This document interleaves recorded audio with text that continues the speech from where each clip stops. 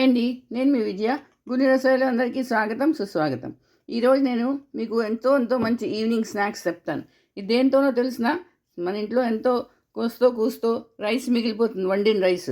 అదేం చేయాలో అర్థం అవ్వదు. సాయంత్రం ఈవినింగ్ స్నాక్స్ చేసుకోవచ్చండి. ఇలాగా చాలా బాగుంటుంది, క్రిస్పీగా ఉంటుంది, కరకరలాడుతుంది. ఇదిగో పిల్లలు పెద్దవాళ్ళు అందరూ ఇష్టపడతారు. ఇలా చేస్తే మనం ఉన్న రైస్ కూడా చెల్లిపోతుంది, చాలా బాగుంటుంది. మరి రండి, ఇది ఎలా చేస్తారో చెప్తాను. ముందుగా ఒక కప్పు రైస్, హాఫ్ కప్పు బియ్యపిండి, కొంచెం తరిగిన కొత్తిమీర, హాఫ్ కప్పు పెరుగు, సన్నగా తరిగిన మిరపకాయలు, పచ్చిమిరపకాయలు, ఓ చెంచా జీలకర్ర, కొంచెం సోడా. ఇదేనండి కావాలి. రండి, ఇది ఎలా చేస్తారో చెప్తాను. రైస్ని మిక్సీ జార్లో వేసుకోవాలి. కొంచెం వాటర్ వేసుకొని, ఎక్కువ కాదు, కొంచెం వాటర్ వేసుకొని దీన్ని గ్రైండ్ చేయాలి. సరే, ఇలా పేస్ట్ చేయాలి.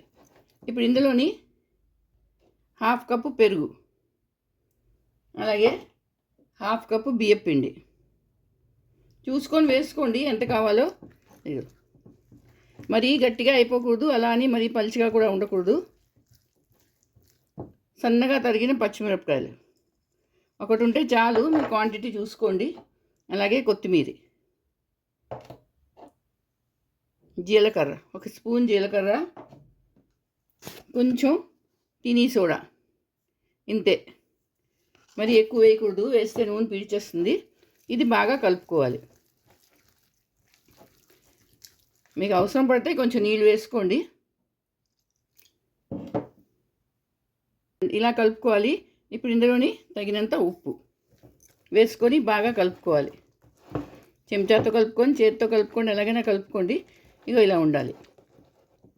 మరీ జారుగా కాదు, అలా అని మరీ గట్టిగా కాదు. చూసారా, ఇగో ఇలాగా. అంటే ఇలా తీసి మూకుడులో వేస్తే ఇలా పడిలాగా ఉండాలి. ఇప్పుడు ఏం చేస్తామంటే, చూడండి, మూకుడు పెట్టుకున్నాను, నూనె వేసుకున్నాను. ఇప్పుడు అందులోని ఇలా చిన్నవి వేసుకోవాలి. నూనె బాగా మరగకూడదు, కొంచెం మరిగిన తర్వాత బంద్ చేసేయాలి. గ్యాస్ ఆఫ్ చేసేసి వేసుకోవాలి. మళ్ళీ అప్పుడు ఆన్ చేసి సిమ్లో పెట్టుకోవాలి.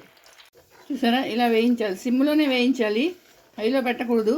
ఎంతో క్రిస్పీగా చాలా బాగా వేగుతాయి ఇవి.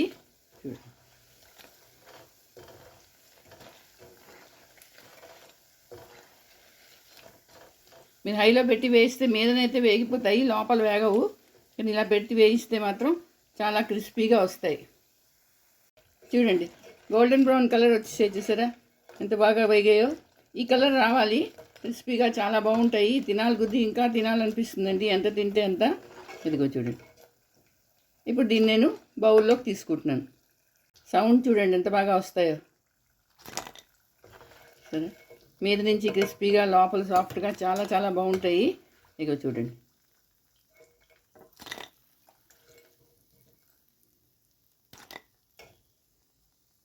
ఇదిగోటండి, ఎంతో క్రిస్పీగా ఉన్న కరకరలాడే రైస్తో చేసిన పుణుకులు రెడీ అయిపోయి. చూసారా ఎంత బాగున్నాయో.